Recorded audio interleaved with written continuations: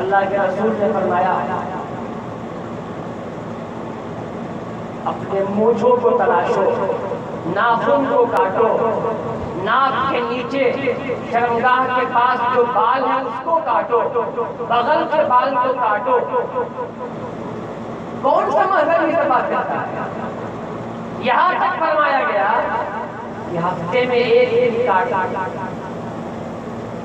ناخن، بغل کے بال، مونچھ، ناک کے نیچے کے بال، شرمگاہ کے آس پاس کے بال، بغل کے بال، اس کو ہو سکے تو ہفتے میں ایک دن کاٹ لو، جمعے کے دن کاٹ لو سب سے بہتر ہے، نہ ہو سکے تو 2 ہفتے پہ کاٹ لو، 20 دن پہ کاٹ لو۔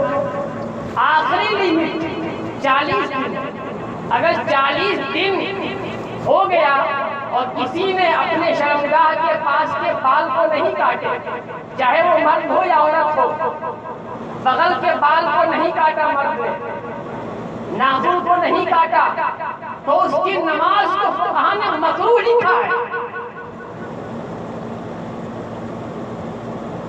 نماز کو مکروہ قرار نہیں دیا گیا۔ اگر زیر ناف کے بال کو نہ کاٹا گیا، شرمگاہ کے ارد گرد کے بال کو نہ کاٹا گیا، بغل کے بال کو نہ کاٹا گیا، ناخن کو نہ کاٹا گیا، 40 دن گزر گیا تو کہا گیا کہ نماز مکروہ۔ کون سا مذہب یہ سب چیزیں سکھاتا ہے؟ کون سا مذہب ان چیزوں کو ٹچ کرتا ہے؟ اسلام واحد مذہب جو ساری چیزوں کی تعلیم دیتا ہے۔ اور بتاؤں آپ کو اس کے فائدے بھی بہت زیادہ ہیں۔ بغل کے بال نہ کاٹے جائیں، بدبو زیادہ ہوگی، بہت سارے لوگ بغل کے بال بڑھائے رہتے ہیں، ان کو دیکھ کے گھن لگتی ہے، نفرت ہوتی ہے دیکھ کر کے۔ اسی طرح سے شرمگاہ کے بال، شرمگاہ کے آس پاس کے ناک کے بال کو نہ کاٹا جائے۔ اگر کوئی دن چھوڑ دے، یوں ہی 40 دن سے زیادہ کا عرصہ گزر جائے، اگر 2-4 مہینہ گزر جائے تو ممکن ہے کہ اس میں بیماریاں ہو جائے، اس میں کیڑے لگ جائیں، جراثیم پیدا ہو جائے، بہت سی بیماریوں کا خدشہ ہے۔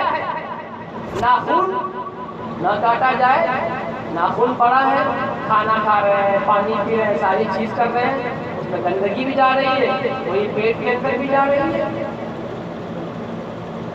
یہاں تک کہ ایک حدیث پاک میں آتا ہے کہ جو آدمی اپنے ناخن کو نہیں کاٹتا ہے، اللہ رب العزت فرماتا ہے کہ جب تک وہ اپنے ناخن کو نہیں کاٹے گا تب تک میں اس کا رزق روکے رکھتا ہوں۔